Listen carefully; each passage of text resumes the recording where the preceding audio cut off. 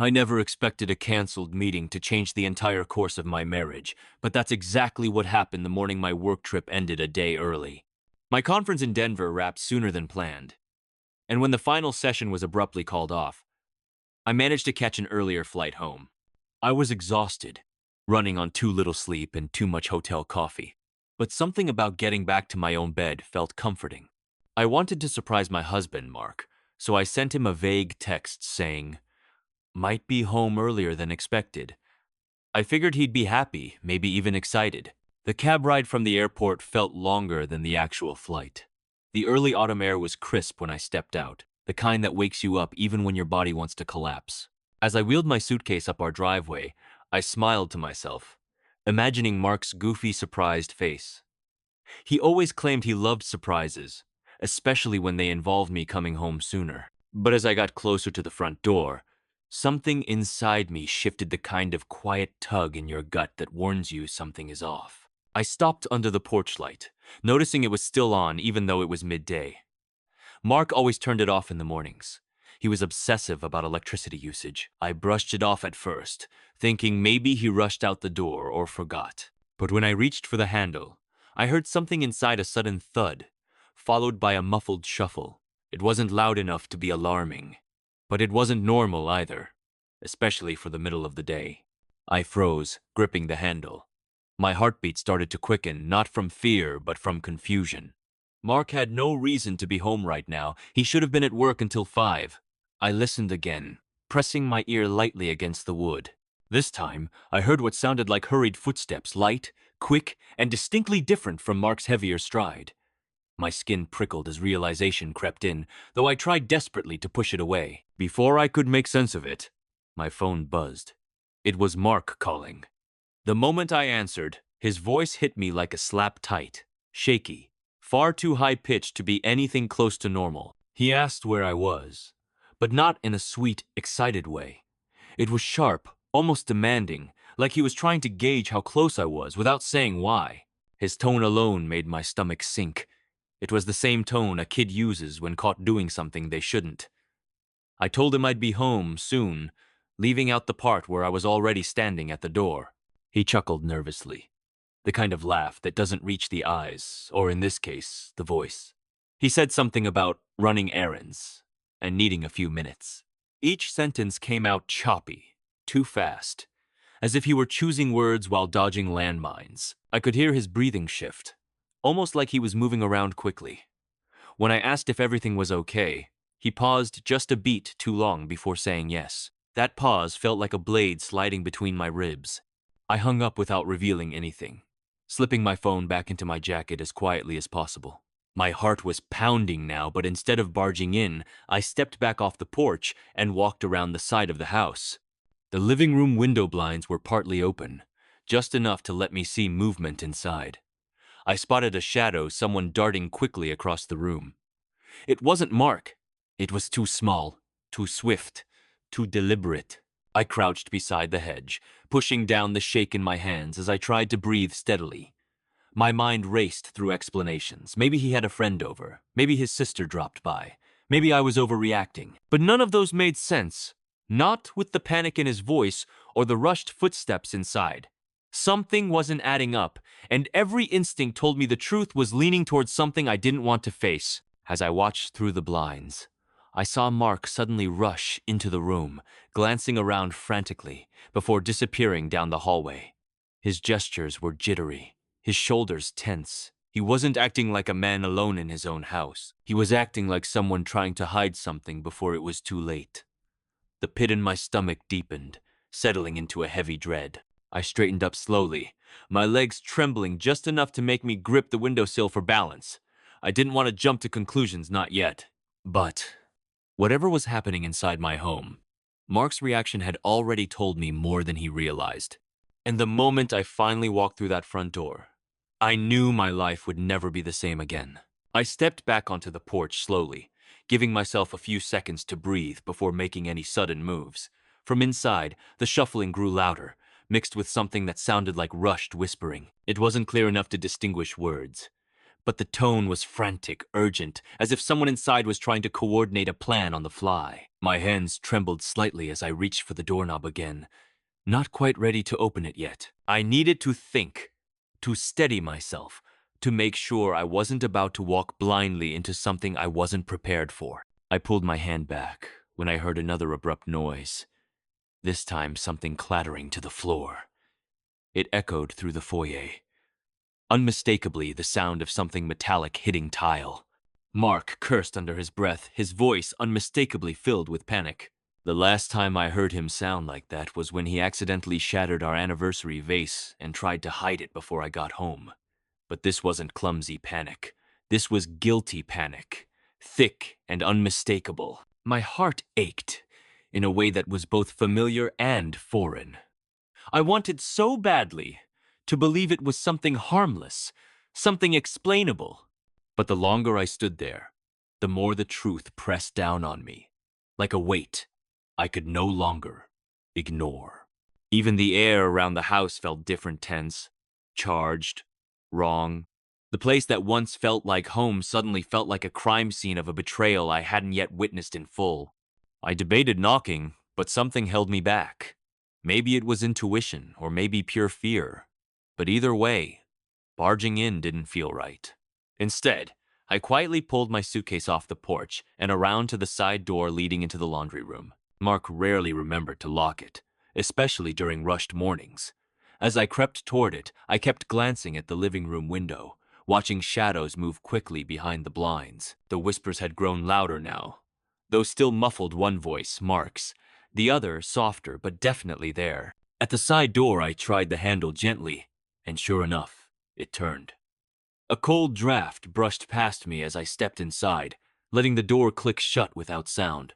The familiar scent of detergent should have comforted me, but instead it intensified my anxiety. I could hear footsteps pacing in the hallway just beyond the laundry room, and they weren't Mark's heavy, steady strides. These were lighter, almost hesitant, like someone unfamiliar with the layout of my house. I pressed myself against the wall, trying to make sense of everything.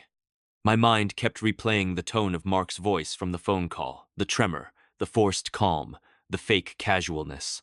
Underneath it all was fear, not the fear of me being hurt or confused, but the fear of being caught. And that realization sent a deep chill through my spine. It was the kind of fear someone has when a lie is seconds from being exposed. I inched forward until I could peer around the corner into the hallway. There, on the console table, sat two coffee mugs.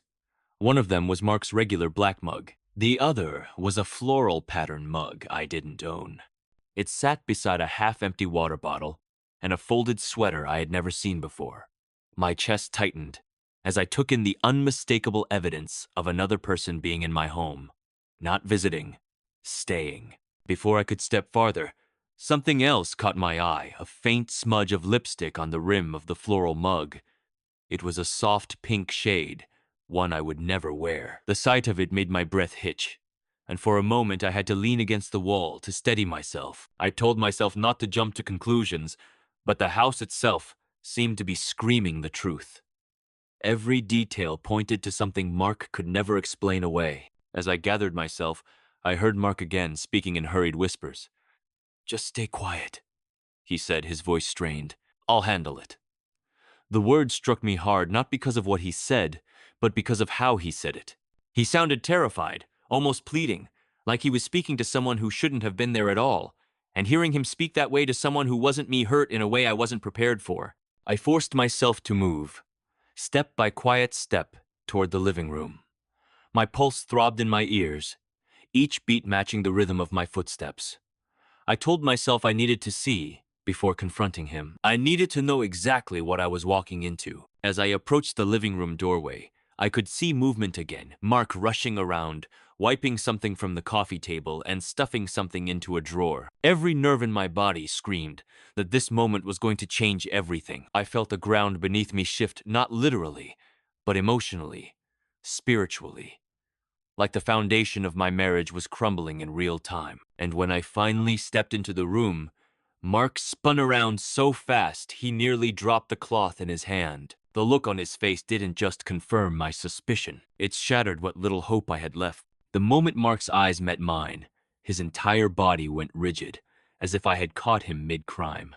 His shoulders lifted, his breath stalled, and the color drained from his face with startling speed. He looked like a man who had rehearsed a lie all morning but had never expected the stage lights to turn on so suddenly. For a long, tense second, he didn't move not a step, not a twitch, just stared at me with pupils blown wide in panic. That reaction alone spoke louder than any explanation he could have offered. I took a slow step further into the room, setting my suitcase down with more force than I intended.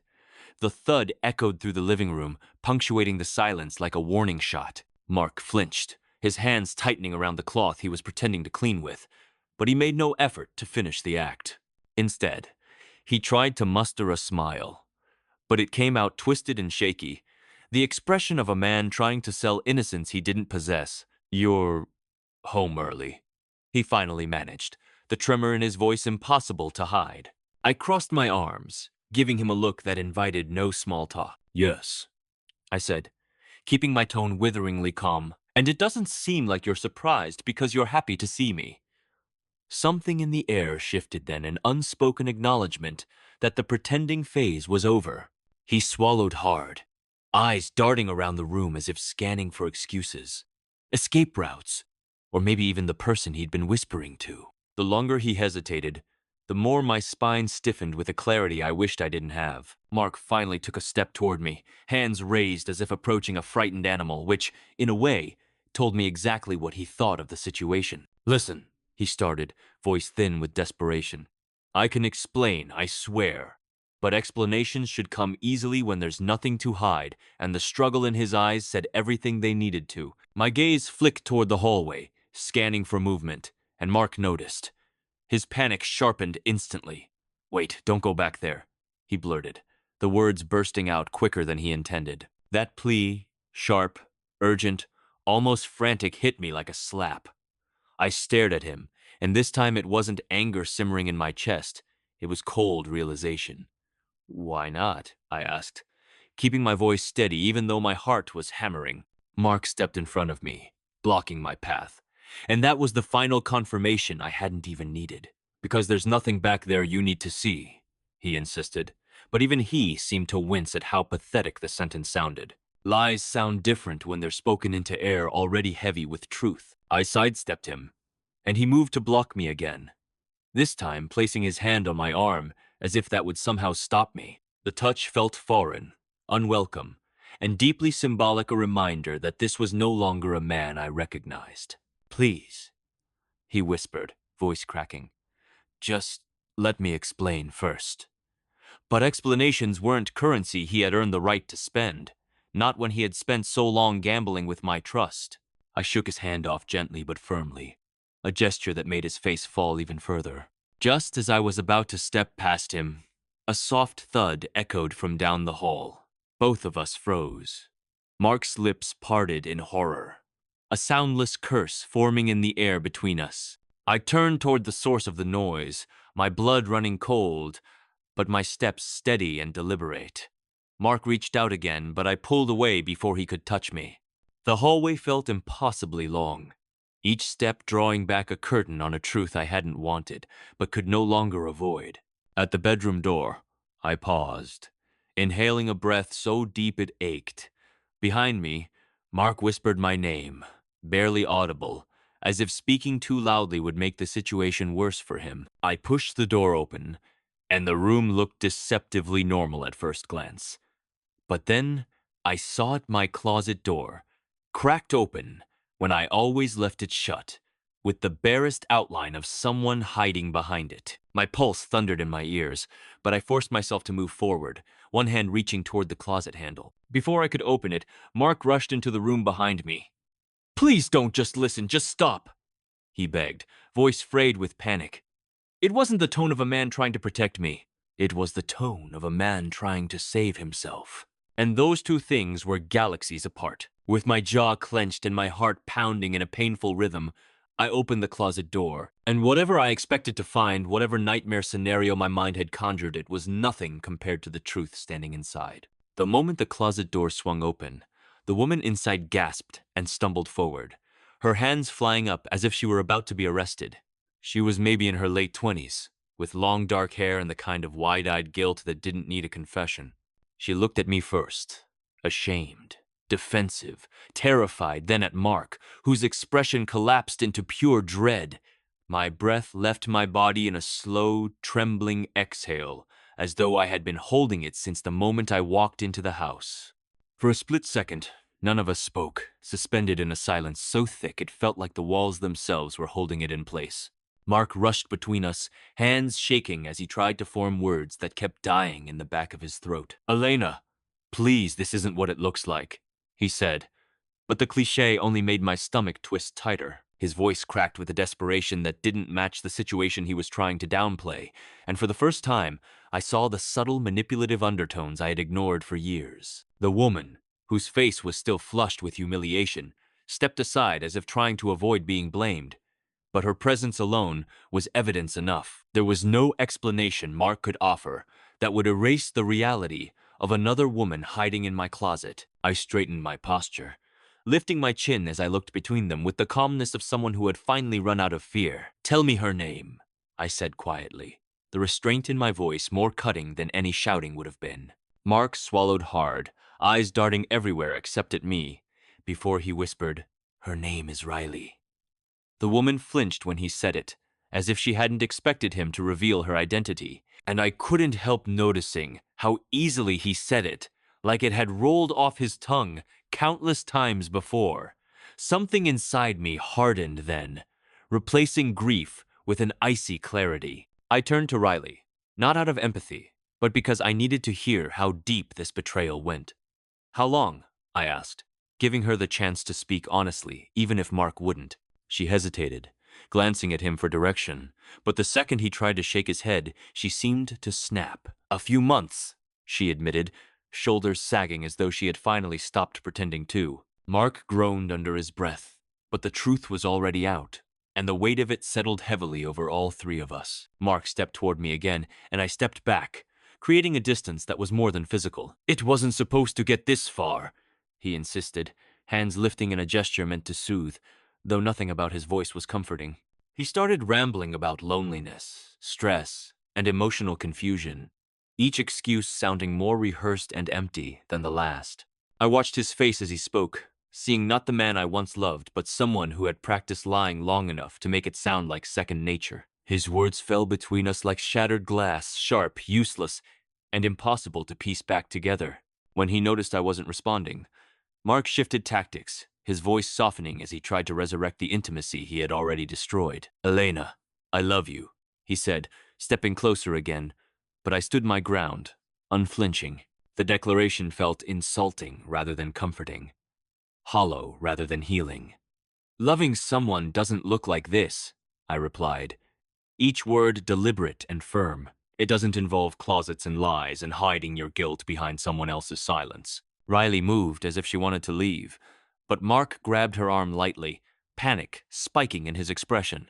It wasn't concern for her, it was fear of losing control over the situation. I observed the gesture with cold detachment, recognizing the pattern of manipulation I had long dismissed as stress or misunderstandings. "Let her go," I said sharply, and Mark recoiled, dropping his hand instantly. For the first time, he realized I wasn't the one shrinking in this room he was. I walked past him, heading toward the living room, and both of them followed with hesitant steps. My mind replayed every argument, every gaslighted moment, every instance where he made me question my intuition. Suddenly, so much made sense: late meetings, locked phones, sudden showers, unexplained expenses.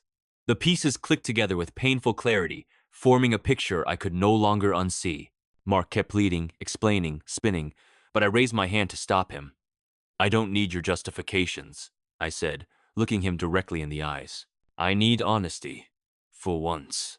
He opened his mouth, but before he could speak, another knock echoed through the house, sharp, urgent, unmistakably authoritative.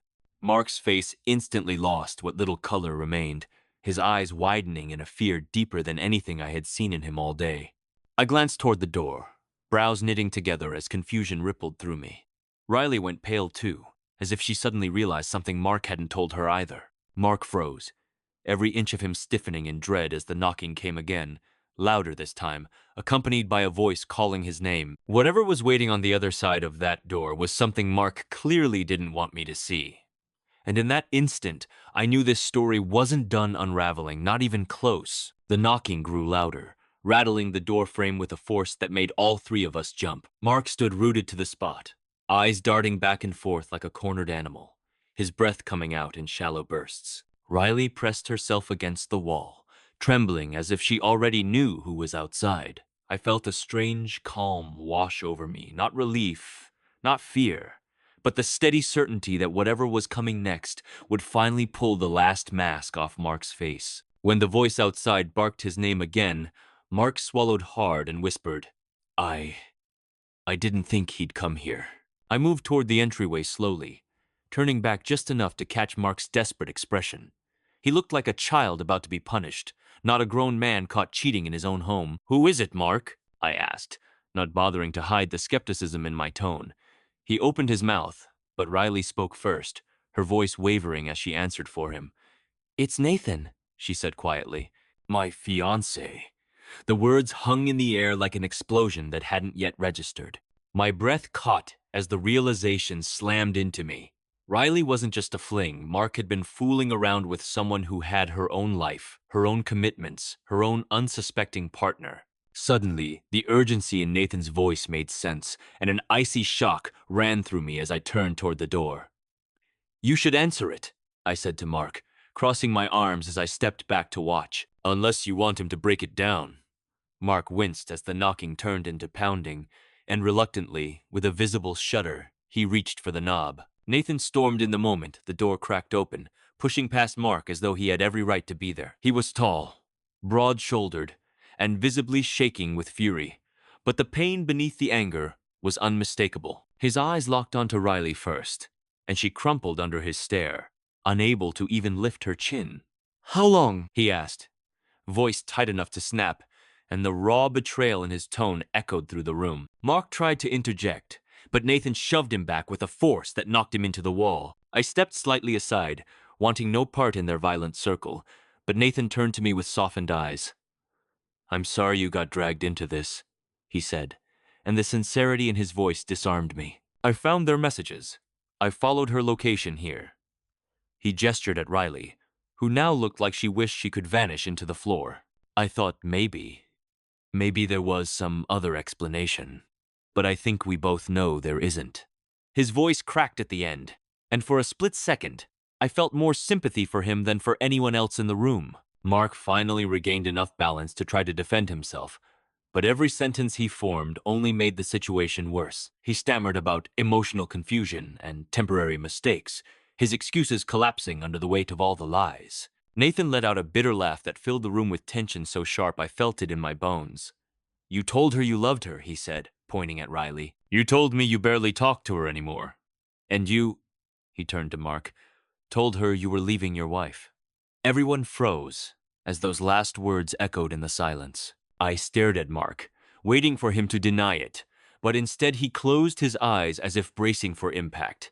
No apology followed, no explanation, nothing. The final confirmation of his betrayal swept over me with numbing finality, and I felt something inside me quietly break but also, strangely, rebuild. I reached into the drawer of the console table and pulled out the folder I had placed there weeks ago.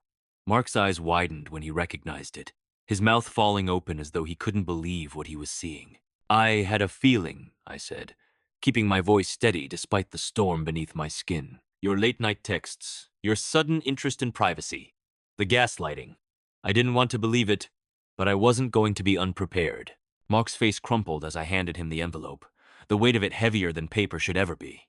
Inside were divorce papers, meticulously prepared, signed by me, and waiting only for his signature. Nathan raised his brows with a grim kind of respect, and Riley stared at me with something like guilt mixed with awe. Mark opened the envelope with trembling fingers, scanning the words he never expected to see. "Elena, wait," he whispered, but the pleading sounded small and powerless now. I stepped closer, looking him squarely in the eyes. "You stopped being my husband when you brought her into my house," I said. "This is just the paperwork catching up." Mark dropped his gaze, the fight draining out of him as reality finally settled on his shoulders. Behind him, Riley was quietly sobbing, and Nathan stood rigidly, arms crossed, as if holding himself together by force. Nathan cleared his throat and turned to leave. But before he stepped out the door, he paused. "If you ever need someone to talk to," he said quietly to me, "I know what it's like to have your trust ripped out from under you." I nodded, appreciating the kindness in a moment otherwise filled with wreckage. Then he walked out, Riley trailing behind him, her face buried in her hands. Mark stood alone in the center of the living room, staring at the papers as if they were a death sentence. I took a deep breath, feeling the weight of the past few hours lift from my chest with surprising ease. "You should pack a bag," I told him, turning away. "You can stay with a friend until we figure out the rest." He didn't argue, didn't protest. He simply nodded, defeated. As he disappeared down the hallway, I walked to the window, letting the fresh air from the open crack brush against my face. For the first time in years, I felt the world expand instead of shrink around me. Betrayal had torn my life apart, but clarity had stitched something stronger in its place. And when the front door finally closed behind Mark for the last time, the silence that followed wasn't empty. It was freedom.